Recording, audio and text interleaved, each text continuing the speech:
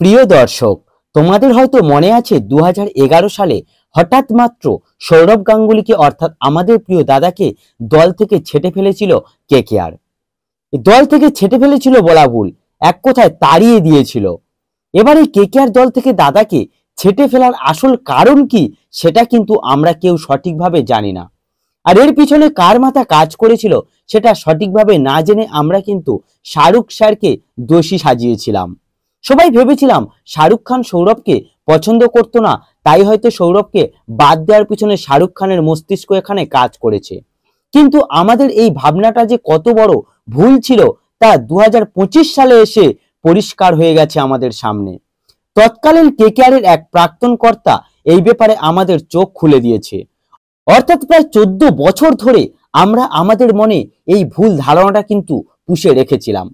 তো সৌরভকে বাদ দেওয়া নিয়ে কেকেআরের এই প্রাক্তন কর্তা ঠিক কি বলেছেন এবং সৌরভকে তাড়িয়ে দেওয়ার পিছনে ঠিক কারা রয়েছেন সেই সবকিছু নিয়ে কথা বলবো আজকের এই ভিডিওতে। তবে তার আগে তোমরা যদি কেকেআরকে মন থেকে ভালোবেসে থাকো তাহলে কমেন্টে অবশ্যই আমি কেকেআর বলে কমেন্ট করে যান। তো চলুন মূল টপিকে যাওয়া যাক।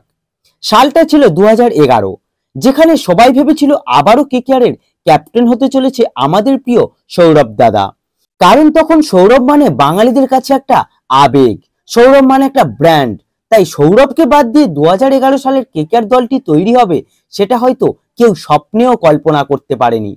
তো এরকম একজন প্লেয়ারকে বাদ দেওয়া হয়েছিল কেন, প্রশ্নটা কিন্তু সবাই সেইখানেই করছে। তো এই প্রশ্নের উত্তর কিন্তু পাওয়া গেল 14 বছর পর। তৎকালীন কেকেআরের প্রাক্তন টিম ডিরেক্টর জয় ভট্টাচার্য নিজেই সবকিছু খোলসা করলেন আমাদের কাছে। তিনি বলেন 2008, 2009 এবং 2010 এই 3 বছর কেকেআরের ক্যাপ্টেন হিসাবে সৌরভ গাঙ্গুলী টিমকে সাফল্য এনে দিতে পারেনি। আমরা যেটা তার কাছ থেকে আশা করেছিলাম তার আশেপাশেও ছিল না কেকেআরের পারফরমেন্স। সৌরভের পছন্দ মতোই টিম সাজানো হয়েছিল। সৌরভ যাকেই দলে চেয়েছিল আমরা তাকে আনার চেষ্টা করেছিলাম, কিন্তু সৌরভ গাঙ্গুলীর ভুল কিছু ডিসিশন কেকেআরকে ভুল পথে চালিত করছিল। আর তখনই আমরা সবাই মিলে বসে একটা আলোচনা করি যে সৌরভ গাঙ্গুলীকে দলে আর রাখা হবে না।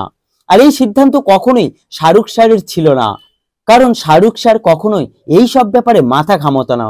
সে তো দলের কোনো অভ্যন্তরীণ বিষয়ে কখনোই নাক গলাতো না। দলের যাবতীয় সিদ্ধান্ত থেকে সে দূরে থাকার চেষ্টা করত। কিন্তু কেকেআরের কিছু সমর্থকরা এটা নিয়ে শাহরুখ স্যারকেই দায়ী করেছিল, সেটা কখনোই কাম্য নয়। এছাড়াও তিনি বলেন কেকেআর ম্যানেজমেন্ট হিসাবে আমরা চেয়েছিলাম এমন একজনকে প্লেয়ারকে সৌরভের জায়গায় বসাতে যে লাস্ট 3 থেকে 4 বছর কেকেআরকে ভালো সার্ভিস দেবে, ভালো একটা সাফল্য এনে দেবে। সেই মতো আমাদের টার্গেট লিস্টে দুটো নাম আমরা ভেবে নিয়েছিলাম। প্রথমটা হলো গৌতম গম্ভীর এবং দ্বিতীয়জন হলেন রোহিত শর্মা। এবার রোহিত শর্মাকে না পেলেও ভাগ্যক্রমে আমরা গৌতম গম্ভীরকে পেয়েই যাই। আর তারপরে ক্যাপ্টেন হিসাবে গম্ভীর কতটা সাফল্য এনে দিয়েছে কেকেআর দলটাকে সেটা নিশ্চয়ই তোমাদের অজানা নয়। তো এমনই কিছু অজানা তথ্য কিন্তু আমাদের সামনে তুলে ধরেছেন কেকেআরের এই প্রাক্তন টিম ডিরেক্টর, যার ফলে আমাদের মনে যে ভুল ধারণাটা ছিল শাহরুখ খান স্যারকে নিয়ে যে সৌরভকে তাড়িয়ে দেওয়ার পিছনে হয়তো শাহরুখ স্যারের হাত রয়েছে, সেটা কিন্তু আমাদের কাছে এবার পরিষ্কার হয়ে গেছে। এবার তোমাদের কাছে আমার একটা প্রশ্ন থাকলো, প্রশ্নটা হলো সৌরভ গাঙ্গুলীকে বাদ দিয়ে কেকেআর ম্যানেজমেন্ট কি ঠিক কাজই করেছিল সেই সময়? তার উত্তর তোমরা অবশ্যই কমেন্টে জানিও। আর ভিডিওটি ভালো লাগলে একটা লাইক করে দিও, চ্যানেলে নতুন হয়ে থাকলে অবশ্যই একটা সাবস্ক্রাইব করে যেও।